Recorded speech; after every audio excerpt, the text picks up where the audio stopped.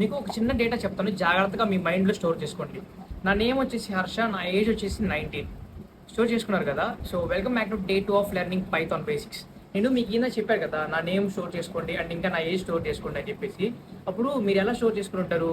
Name అనేది is Harsha, age is 19 ఇలా store చేసుకున్నారు కదా. సేమ్ ఇలానే మనకి పైథాన్లో డేటా స్టోర్ చేసుకోవడానికి మనం వేరియబుల్స్ అయితే యూజ్ చేస్తాం అనమాట. ఈ మాత్రం ఇస్తే చాలు, చెలరేగిపోతారు. సి ఫర్ ఎగ్జాంపుల్, నా దగ్గర నేమ్ అని చెప్పేసి ఒక వేరియబుల్ అయితే ఉంది. ఈ నేమ్ అనే వేరియబుల్లో నేను హర్ష అని చెప్పేసి ఒక డేటా అయితే స్టోర్ చేసుకుంటున్నాను. ఓకే, నాకు ఎప్పుడైతే హర్ష అనే డేటా కావాలో అప్పుడు నేను నేమ్ అనే వేరియబుల్ని కాల్ చేసుకుంటాను అనమాట. ఫర్ ఎగ్జాంపుల్, ప్రింట్ నేమ్ అని చెప్తే నాకు ఏం ప్రింట్ అయింది? హర్ష అని చెప్పేసి ప్రింట్ అయింది అనమాట. సో దీన్ని బట్టి మీకు ఏమర్థమైంది?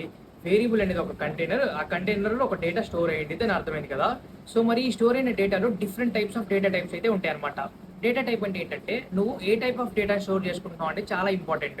మనకి ఇంటీజర్ డేటా టైప్స్ ఉన్నాయి, ఫ్లోట్ డేటా టైప్స్ ఉన్నాయి, స్ట్రింగ్ డేటా టైప్స్ ఉన్నాయి, బులియన్ డేటా టైప్స్ ఉన్నాయి. సో ఇవన్నీ డేటా టైప్స్ అనమాట.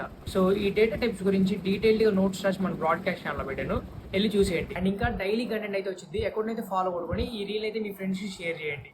అర్థమైందో లేదో కింద కామెంట్ అయితే చేయడం మర్చిపోవద్దు. ఇప్పుడు నన్ను చూసేవాడికి నేను పేర్చే ఒక్కొక్క ఇటుక మాత్రమే కనపడుతుందేమో, కానీ ఏదో ఒక రోజు దూరం నుంచి చూస్తాడు, గోడ కనపడుతుంది, సాలిడ్ గోడ, బుల్డోజర్లు వచ్చినా సరే టచ్ చేయలేవు.